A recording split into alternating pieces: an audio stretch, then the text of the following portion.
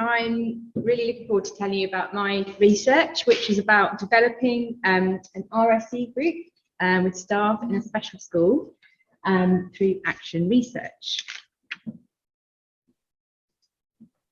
Okay, why this topic? Well, great news is that RSE has become a statutory requirement, and that was from September 2020, and that's fantastic. It's for all learners.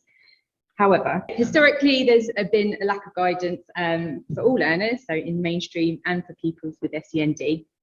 But there is this further reluctance and confusion regarding the delivery of RSE for pupils with SEND. So if we go back and we look at the research, learners with SEND have historically been disregarded, not sort of seen as sexual beings, infantilized, seen as this sense of this eternal child, or conversely villainized, so seen as like sexual deviants, or overprotected when it comes to the area of RSE. And then further to this, parents and staff seem to be even more restrained by the narrow materials available to them, and those materials seem to struggle to address the nuanced, dichotomized socio-cultural factors, attitudes and beliefs which are just embedded within the area of RSE. And the research calls for professionals to work collaboratively and in participation with all stakeholders, parents, pupils, staff. But however, there's little guidance to understand how to do this and little frameworks to support this way of working. So that led to my research. So I aimed to explore and evaluate how an RSE working group might help staff in a special school contend with these challenges around RSE, and also to understand what the role of the EP is and how could we support and facilitate this sort of work. And then finally, to look how we can plan for this in a participatory way with all the key stakeholders and their views using the tool PATH, which is a person-centered planning tool, and looking at the way that can draw in all those different views and work in this collaborative participatory way. So I used an ethnographic exploratory case study with a school as a bounded system. And I employed participatory action research to do this. The thought being that I wanted to work alongside and with that school all the way through, sort of thinking about the power balances. And then I developed 5 phases for my research, which I adapted from Chemist McTaggart's action research spiral. So here are my 5 phases. So the first phase was all about approaching schools and sort of testing out their readiness to sort of be involved in such a project, and talking to them about what that group might, what the purpose and the function of the group might be within their school at that time. And then phase 2 was all about talking with that school. Who did they want to invite to be in that group? And eventually we sort of considered lots and lots of different people, but we had the contact TP, 3 members of senior staff, the head, the safeguarding lead, myself as a facilitator, and a psychology assistant as well to support the graphic facilitation. Phase 3 was our first meeting, our PATH meeting, where we all came together and used PATH as a tool to plan for this working group. Phase 4 was all about running the group and again bringing in this theme of participation. All the meetings, the agenda was co-constructed, all the meeting notes were graphically facilitated by my very lovely psychology assistant, and then obviously halfway through that COVID happened, so we switched to online. And then finally, the 5th phase was all about reviewing and interviewing the participants, and I invited them to be involved in participatory thematic analysis, so they helped me analyse and bring out those themes. Okay, the research tools, there were lots of them. At the beginning, I co-constructed some surveys with the school to invite the views of staff and parents, with the view of getting the pupils' views later, which we did. As I said, we had semi-structured interviews at the end with the group members, but also another one with a parent, just to get a greater depth of information. Throughout, I wrote field notes, which had sort of reflective parts, but also observational parts. And then I had the artifacts, which were all the meeting notes and the graphic representations of our group meetings. And then I also invited the group to reflect on path within that path meeting, because it's going to be a long time until they reflected on it again. So yeah, lots of data. Okay, so here we've got some of the main themes. This is for the view. So I had 4 research questions, and this is a subsidiary one, which was all about what were the views of the staff, the parents, and the pupils.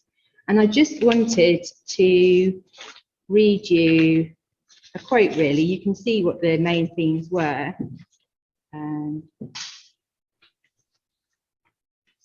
I think you have to remember there are a lot of things that would go on in mainstream and we'd never know about them. Teaching staff here know about our young people, and that helps us to support them. And as we see, parents, it's such a tough subject, really, to get it right in special needs. It's going to be massive, really. I feel very unaware of how, when it's taught at school, I'd like more information. And here we've got pupil views, and we can see that there's lots of subjects that are really important to them. And we've got keeping safe and consent, and then we've got some less important ones there. And then this is going to the end, the phase 5, where I interviewed the participants in the group and thought about what did they think of the group, what did they say. They said a constant theme of support and having that time and space. It was new, it was fresh, and it was safe, and it was very positive. What did they think of the EP? Well, I don't think they sort of really connected EPs with this type of work. So they said, again, it's not something I would have expected to or thought to turn to for support in this particular area. But the fact that it was there was really great. And finally, what did they think of the path? And I like this quote. It's given us a place to go, a path to follow. And here, I just wanted to share some of the beautiful artifacts. Okay, just to summarise some of the main findings, we gathered the views of all the key stakeholders, and it really captured that sort of complexity and nuance of the different attitudes and values that are associated for RSE with STEM pupils. There was a call for parent partnership to be strengthened, and also a partnership with pupils and their involvement and participation in developing SEND. I'm okay, got 2 minutes. Participants noted key RSE topics for those with SEND, such as understanding emotions and safety, and the staff called for specialist training and support. The working group was seen to act as a conduit for participatory organisational change, and it helped develop staff practice through providing time and a safe space to construct new meanings and understandings. The EP was seen as a pivotal factor in the group to support change, both as facilitator in my role and as a group member, because they had the contact EP. And this privileged the group with a broader understanding of the EP role to include systemic work. PATH provided a motivational starting point, and it allowed the group members to realise new ways of working and enact collaborative participatory practice. They were provided with a circuit breaker in thinking, affording them to think in a future thinking structured way. And just finally, implications. There were implications for education, such as harnessing these high quality staff-pupil relationships,